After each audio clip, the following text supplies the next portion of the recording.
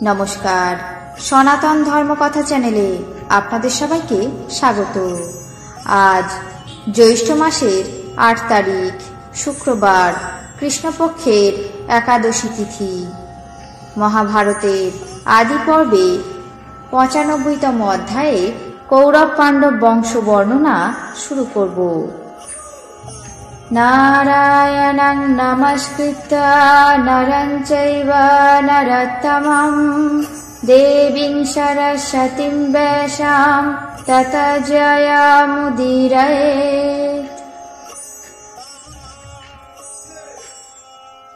রাজা প্রতীপের ৩টি পুত্র, তারা হলেন দেবাপী, শান্তনু এবং বাহলী। তাদের মধ্যে দেবাপী শৈশব অবস্থাতেই বনে চলে যান। শান্তনু রাজা হয়ে প্রজা পালন করতে লাগলেন। তিনি জরাজীর্ণ ব্যক্তিকে স্পর্শ করা মাত্র তৎক্ষণাৎ সে যুবকের মতো সবল হয়ে উঠত। এই জন্য তার নাম হয় শান্তনু। রাজা শান্তনু গঙ্গাকে বিবাহ করেন। গঙ্গার গর্ভে দেবব্রত নামে এক পুত্র জন্মায়, যাকে ভীষ্ম বলে সবাই জানে। ভীষ্ম পিতার মঙ্গলের জন্য সত্যবতীর সঙ্গে তার বিবাহ দেন। পূর্বেই সত্যবতী পরাশরের সহযোগে গর্ভবতী হন এবং তার গর্ভে কৃষ্ণদ্বৈপায়নের জন্ম হয়। তারপর সেই সত্যবতীর গর্ভে রাজা শান্তনুর 2 পুত্র জন্মায়, বিচিত্রবীর্য এবং চিত্রাঙ্গদ। তাদের মধ্যে চিত্রাঙ্গদ যৌবনে উত্তীর্ণ হতে না হতেই গন্ধর্বের হাতে নিহত হন। বিচিত্রবীর্য রাজ্য শাসন করতে লাগলেন। তার অম্বিকা এবং অম্বালিকা নামে 2 পত্নী ছিলেন। কিছুকাল পর বিচিত্রবীর্য পরলোক গমন করেন। তারপর সত্যবতী বংশ রক্ষার জন্য চিন্তিত হয়ে ব্যাসদেবকে স্মরণ করেন। ব্যাসদেব তখন মাতার সামনে উপস্থিত হয়ে হাত জোড় করে নিবেদন করলেন, বললেন, মাতো, কি জন্য আমাকে স্মরণ করেছেন, আজ্ঞা করুন। সত্যবতী বললেন, বৎস, তোমার ভ্রাতা বিচিত্রবীর্য পুত্রহীন হয়ে স্বর্গে গমন করেছে। এখন তুমি এই বংশ রক্ষার জন্য পুত্রের জন্ম দাও।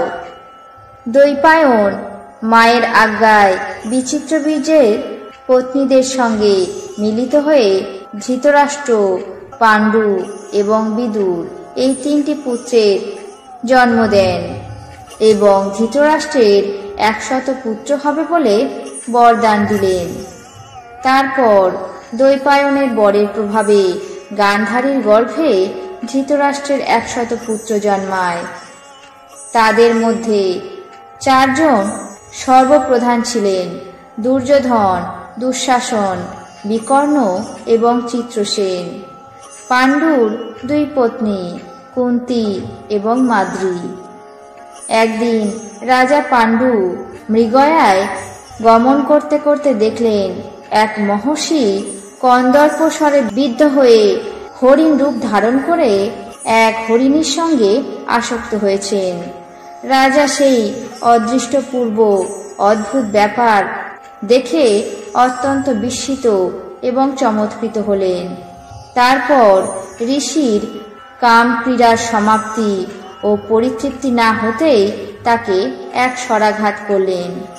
তখন বাণের আঘাতে আহত ঋষি রাজা পাণ্ডুকে অভিশাপ দেন, তুমি অত্যন্ত অভিজ্ঞ হয়েও আমাকে কাম রস আস্বাদে বঞ্চিত এবং বিনষ্ট করলে। এই অপরাধে কিছুদিনের মধ্যে তোমাকেও পঞ্চত্ব প্রাপ্ত হতে হবে। রাজা অভিশাপের ভয়ে ভীত হয়ে বিবর্ণ হয়ে নিজের ভবনে ফিরে আসেন। সেই থেকে রাজা পাণ্ডু পত্নীদের সঙ্গে সহবাস পরিত্যাগ করেন। তারপর একদিন কুন্তীর কাছে গিয়ে রাজা পাণ্ডু সমস্ত মৃগয়ার বৃত্তান্ত বললেন এবং বললেন, নিজের অপরাধ আমি সবিস্তারে বর্ণনা করলাম। কুন্তী, আমি শুনেছি অপুত্র ব্যক্তি নরকগামী হয়, সুতরাং তুমি আমাকে নরক থেকে উদ্ধার করো।